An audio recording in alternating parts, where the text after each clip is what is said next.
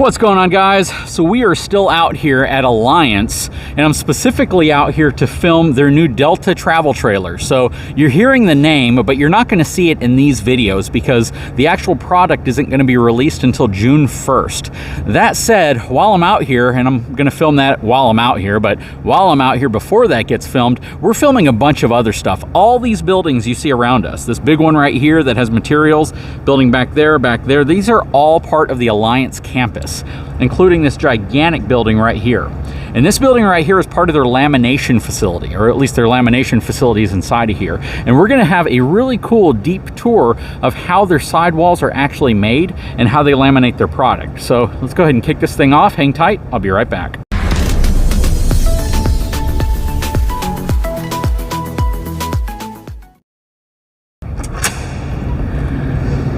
All right, coming into the building. It's kind of cool. You know, a question I've never asked is, does it pay off to get everything branded? I guess it builds a culture, which is super cool. It's gonna be loud when we step inside of here. I am wearing eye protection. Then I got my friend Joe standing right over there waiting for me. All right, so it may be a little loud. We're gonna try to speak up.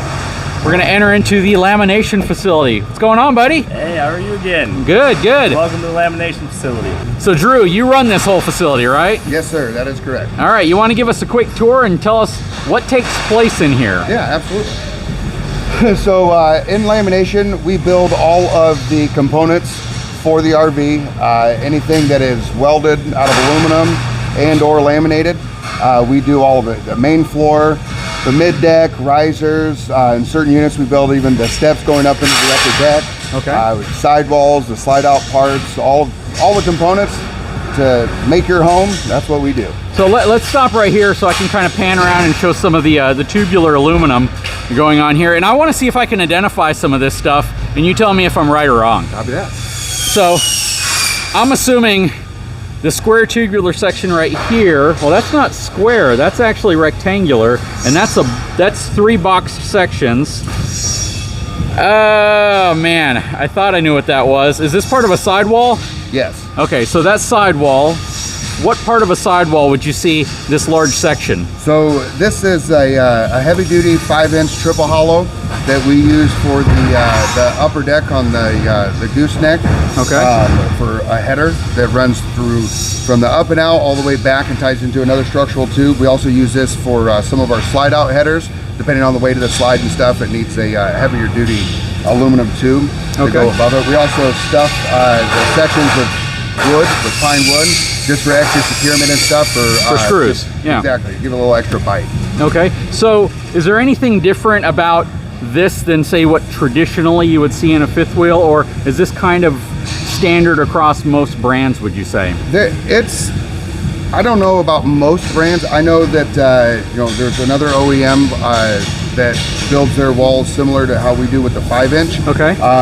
What is kind of special on how we do things is how we prep it and document it and keep track of everything.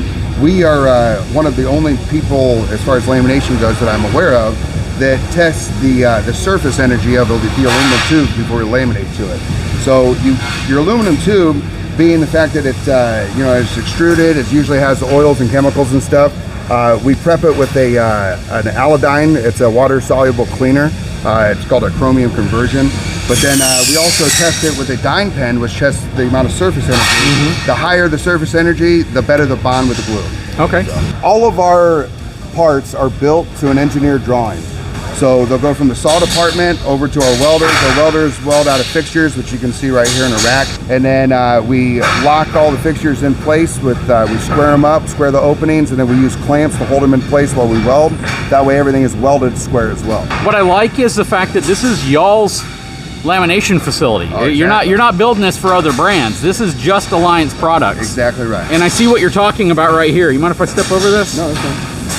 So this is that section we were just talking about. Exactly. And then you can see all your verticals. Yep. I also see that everything's welded on both sides. But what's nice about this is those are some really clean welds. I mean, so this wasn't just like a show-off model. This isn't a model that you guys got and showed me just for videos. This is how you do your welds. Yeah, exactly. We take pride in what we do. Yes, these welds are actually really, really good, which is a big difference from a lot of companies, because I've seen a lot of welds to where you're like, that's a super shoddy weld. I don't know if that will hold up. Not only do they double side weld it, but it's a very clean weld, which is really nice. Exactly. We know that people are going to be spending time with their families in these, or they rely on our product to keep them safe. When they sleep at night, they can sleep easy, and this is part of the reason why. We're a family in lamination, but we also know we built for families. So. Absolutely. All right, so we passed big stacks of foam, and we wanted to hold off until we got to this part to talk about it. So Drew, do you want to narrate what's going on here, even though I know it's pretty obvious, but what do you call this section? So this is the foam department, also known as stuffing. In this department, we put the EPS foam in the sidewalls, the radius blocks for the windows and cargos and doorways. We also put the EGS backers and in some cases pine wood for securement for like your power cord or your interior cabinetry and stuff like that. Everything is all the holes that don't get routed or like don't get windows or doorways or something. They get filled with this EPS foam. We use 1.5 pound foam on our sidewalls. 1.5 pound is the density of the foam. That way we get a good compression, but it doesn't compress too much. The glue sticks best to styrofoam more than anything. So we try to make sure we have the best styrofoam in our parts. We also make sure we stuff everything tight to the frame without bulging the aluminum, which is called being overstuffed. Got it. So we got a piece of foam right here I'm going to grab. And what's interesting is you get a lot of insulation value with foam, right? It's like a Yeti cooler, right? Yes. And foam acts as a great insulator. And the density of foam also matters to how heat actually transfers through the material. And this is what, 1.25 inches or It's 1.5 inches. 1.5 inches foam right here, okay? So one thing, and I just got to comment on this, I think every man or woman who has cut foam with a razor knife realizes razor knives go dull really quickly after cutting foam.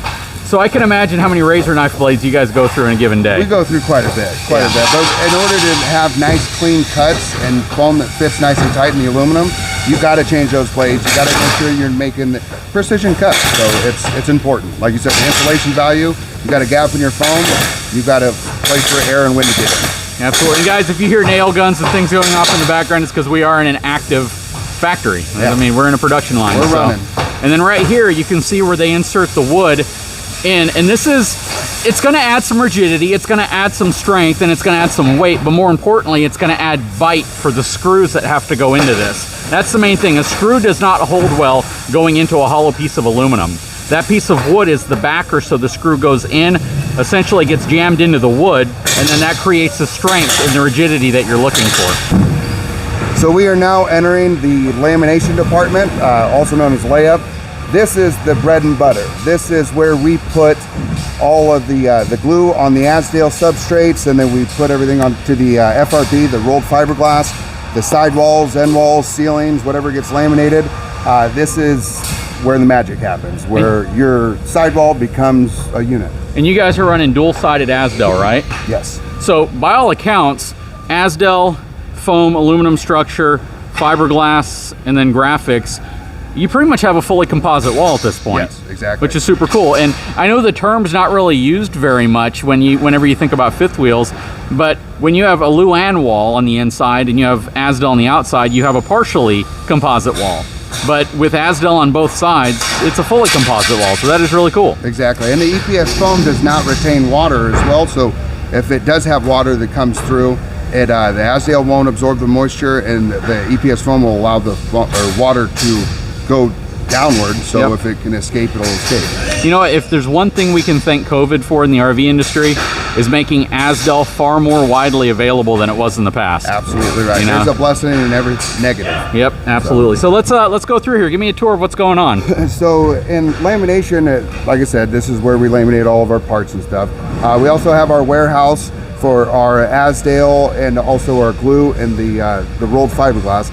Everything is kept inside of this curtained off area because everything has to be 100% climate controlled. Yep.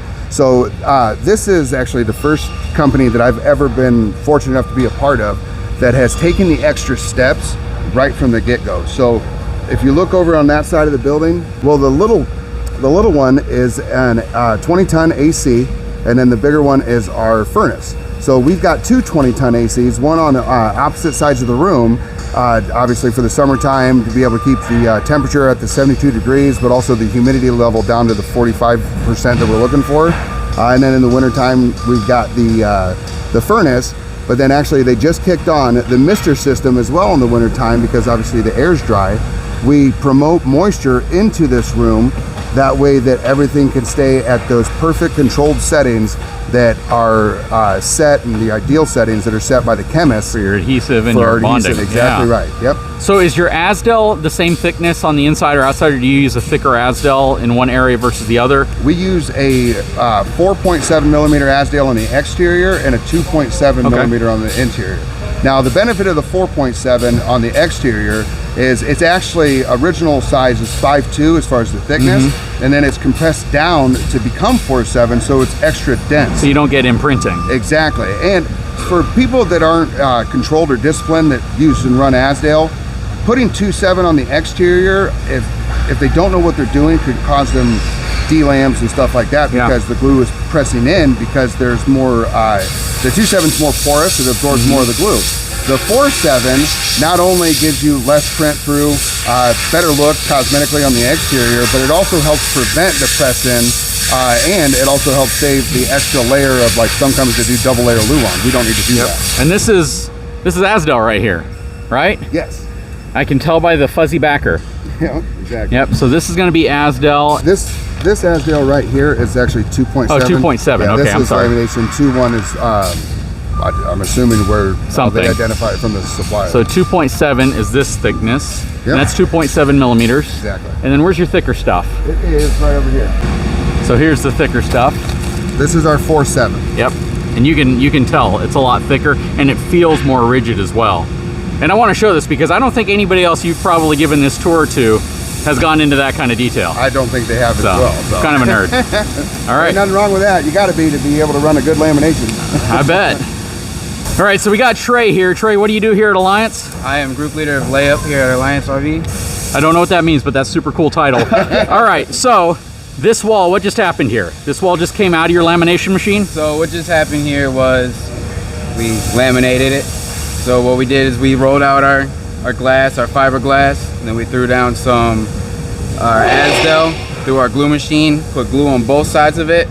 We put it on our glass, then we put the frame, picked it up, threw it over to the other side, got our jigs all right there, make sure our glass lines are all right. And then what we did is we made a big RV sandwich. We took our top panels, put it right on top, sent it through that pretty little pinch right there, came out all nice and clean, all pressed together, all super tight. That way it doesn't ever fall apart. All super right. Very cool. Always.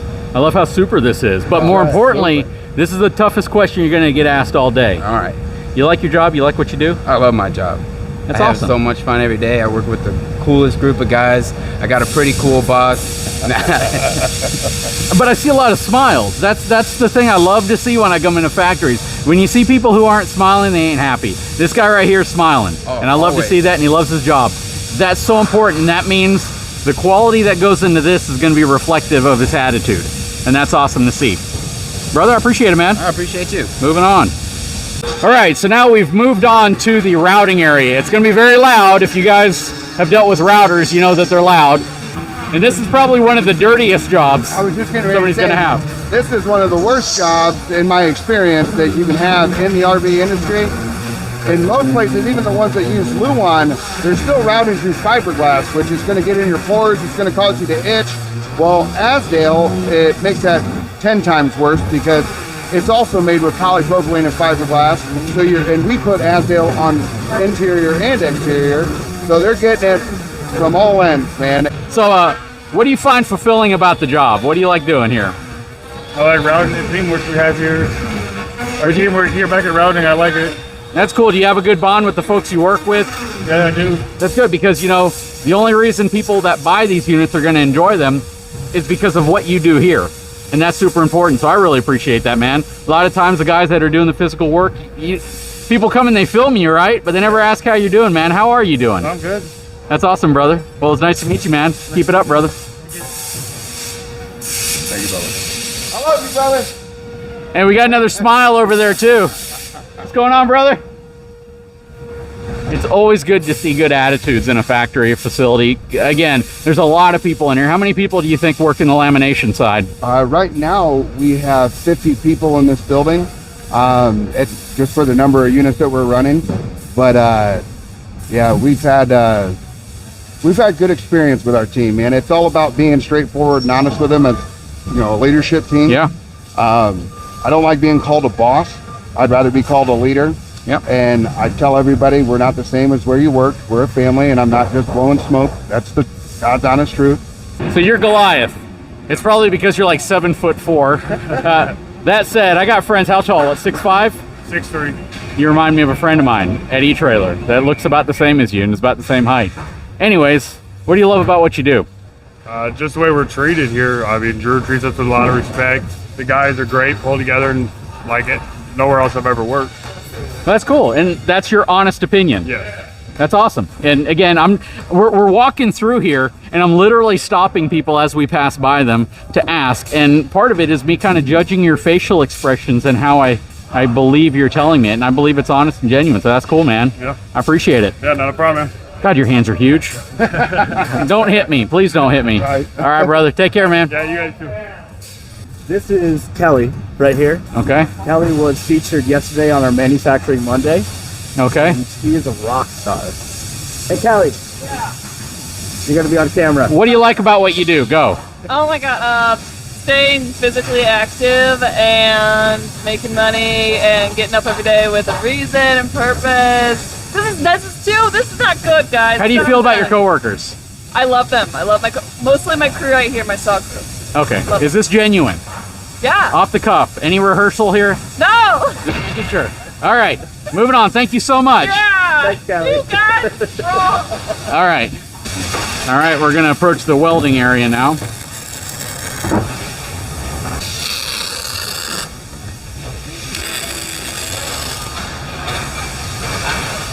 All right, so we're back with Drew. We're going to wrap up this video, but he went and got QC documents. Yes, sir. So you tell me what this is about and why this is important. So in order to have a good quality product, bring quality to your team, and stay consistent with it, you have to have documented processes. Now, in my opinion, there's a difference between paperwork and working paper. Paperwork, anybody can throw at you, and it's meaningless if you take no pride or passion behind it. This is working paper. So our QC documents are exactly what it sounds like. We have some pretty common highlighted areas here as far as what to look for. Document the issues that arise throughout the day, because they do. As long as there's no shame in having the issues, as long as we can fix them and make them, stay away. But we do that in every single department. We also do time studies to make sure that we know how to properly man each department. That way that the quality doesn't suffer because we're trying to run too thin. We do, as far as, anything issue like missing aluminum from the saw department to the weld shop, we document that. That way we can tell if there's, maybe a mix up with a print or something that somebody forgot. If it's a repetitive issue, we can make it go away. Well, so at the end of the day, as we walked through here, you told me Alliance isn't the first company you've done this with. You've been in the industry for a while. Yeah, 20 but years. This is the first company that does this. Yes. Yes, And and you're saying that that's game changing in terms of how they manage QC in this department. Yes, and not only is it game changing for me and my team running in our building and working with the QCs, it's game changing for the end consumer, because everything is documented with a date or a unit number, and we have a certain schedule that correlates to that date. So if there ever was any kind of issue in the field or something, we can actually track it back to what date it was built. And we also can go down to our lamination department where we do process audits, and we can tell exactly what the climate, what the thickness was, the glue temperature, all of that stuff was the day that we ran it. That way that we can identify the problem, make the problem go away. It's root cause. You make running analysis. changes. Yeah. Exactly right. Very, very cool. Well, Drew, eye-opening. This is really, really cool. I've seen lamination processes before, and usually it's kind of vanilla. It's not necessarily that exciting, but some of the things you guys do here are certainly different than what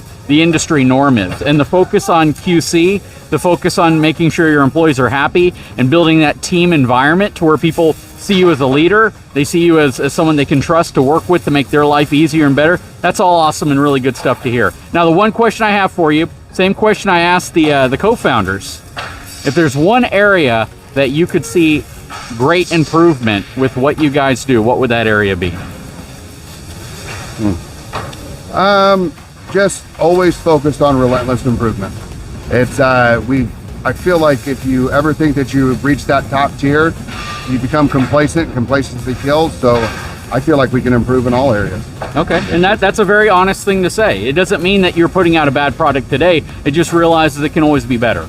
Yeah, exactly right. Because if you're not striving to be better, you're not striving for perfection, and perfection should be what we all strive for. So. Yep, and that's what people spend their money on. They're paying for what they believe is perfection, even though it's all a process of constantly improving. Exactly right. And that's cool. Drew, appreciate your time, brother. Thank you. Thank man. you so much. Very cool tour. You got a lot on your hands. A lot of stuff going on in here. We got Joe trying to get out of the shot. All right, guys, if you haven't had a chance, please take a moment, subscribe to the channel, give me a thumbs up.